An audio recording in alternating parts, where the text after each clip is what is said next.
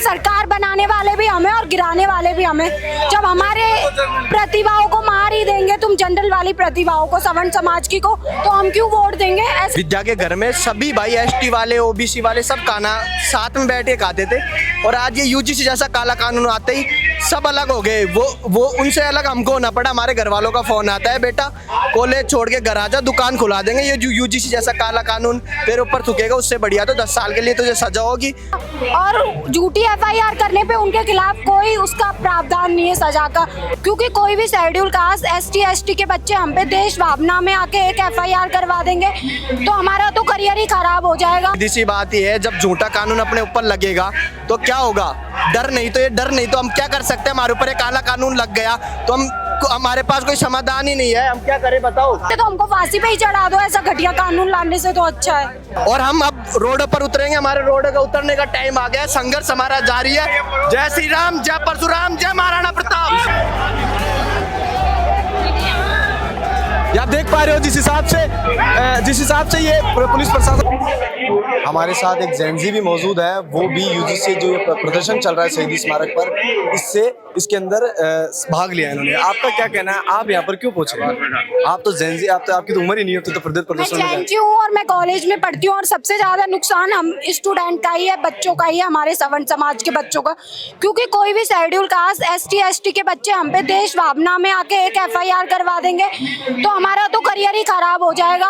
और झूठी एफआईआर करने पे उनके खिलाफ कोई उसका प्रावधान नहीं है सजा का, तो इसका तो बहुत दुरुपयोग बढ़ जाएगा ना, इसलिए हमको आगे आना पड़ा मैदान में।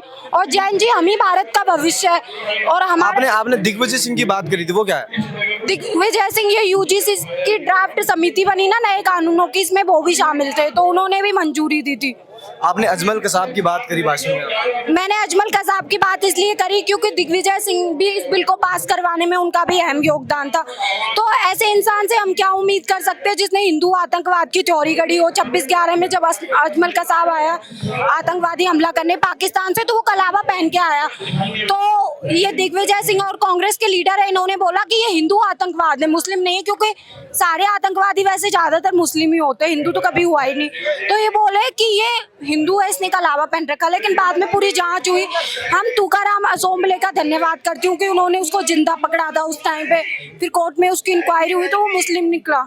क्या भाजपा सरकार को क्या संदेश देना चाहते हो हमारे चैनल के माध्यम से? भाजपा सरकार से हम यही संदेश देना चाहते हैं कि सवर्णों का कोर वोटर है, इससे मुंह फेरो को तो आपको कुर्सी से हाथ धोना पड़ सकता है। मतलब आपने बड़ी बात कही है कि अगर आप उनके कोर वोटर हो, अगर यूजीसी एक्ट लो वापस नहीं लिया जाता है तो आप सत्ता उनकी खा जाओगे। बिल्कुल, सरकार बनाने वाले भी हमें और गिराने वाले भी हमें। जब हमारे प्रतिभाओं को मार ही देंगे, तुम जनरल वाली प्रतिभाओं को, सवर्ण समाज की को, तो हम क्यों वोट देंगे? ऐसे तो हमको फांसी पे ही चढ़ा दो, ऐसा घटिया कानून लाने से तो अच्छा है। धन्यवाद आपका। भाई साहब, आपका क्या कहना है यूजीसी एक्ट को लेकर? मेरा ये कहना है, यूजीसी जहाँ पर हम विद्या के घर में सभी भाई एसटी वाले ओबीसी वाले सब खाना साथ में बैठ के खाते थे, और आज ये यूजीसी जैसा काला कानून आते ही सब अलग हो गए। वो उनसे अलग हमको होना पड़ा। हमारे घर वालों का फोन आता है, बेटा कॉलेज छोड़ के घर आ जा, दुकान खुला देंगे। ये जो यूजीसी जैसा काला कानून तेरे ऊपर थूकेगा, उससे बढ़िया तो 10 साल के लिए तुझे सजा होगी। 10 साल से बढ़िया तू घर आ, सुख शांति से खाना खा, दुकान खुला देंगे। तो क्या आपने बोला कि घर आ जाओ, खाना वाला मतलब दुकान खुलवा देंगे, आपके घर वाले ने कहा, इतना डर क्यों? डर भाई देखो, सीधी सी बात ही है, जब झूठा कानून अपने ऊपर लगेगा तो क्या होगा? डर नहीं तो हम क्या कर सकते हैं? हमारे ऊपर एक काला कानून लग गया तो हमारे पास कोई समाधान ही नहीं है, हम क्या करें बताओ? और हम अब रोड पर उतरेंगे, हमारे रोड का उतरने का टाइम आ गया है। संघर्ष हमारा जारी है। जय श्री राम, जय परशुराम, जय महाराणा प्रताप। इसी के साथ उधर जगह देख पा रहे हो आप, भीड़ तरीके से नहीं हो पा रही है। भीड़ बाहर निकलकर और कूच करने की कोशिश में आप देख पा रहे हो, इनकलाब जिंदाबाद के नारे लगाते हुए सड़कों पर भीड़ उतर चुकी है। आप देख पा रहे हो जिस हिसाब से हाथों में बैनर लेके जिस हिसाब से निकल रहे हैं वो लोग। आगे पुलिस प्रशासन खड़ा है, आगे पुलिस प्रशासन तैनात है, पुलिस प्रशासन रोकने की पूरी कोशिश में है। दोस्तों, आप देख पा रहे हो जिस हिसाब से लोग आगे बढ़ते हुए नजर आ रहे हैं। जय परशुराम के भी नारे लगातार लगाए जा रहे हैं। आप देख पा रहे हो किस हिसाब से ये मामला गर्म होता हुआ नजर आ रहा है। और दोस्तों, लगातार पुलिस रोकने की पूरी कोशिश में है, पर रोक नहीं पा रही है।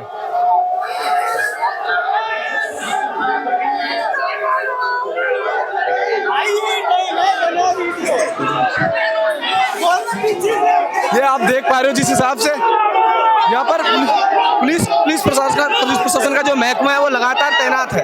पुलिस प्रशासन का जो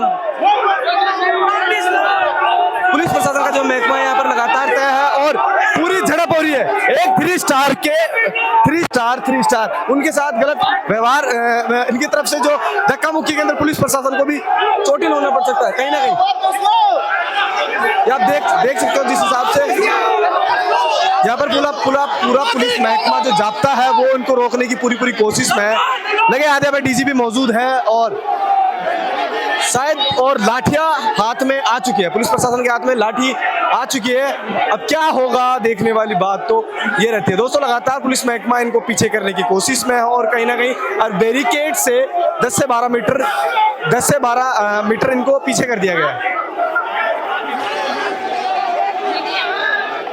आप देख पा रहे हो जिस हिसाब से ये पुलिस प्रशासन हावी हो रहा है, पुलिस प्रशासन के ऊपर ये लोग हावी होने की पूरी कोशिश में है और पुलिस प्रशासन को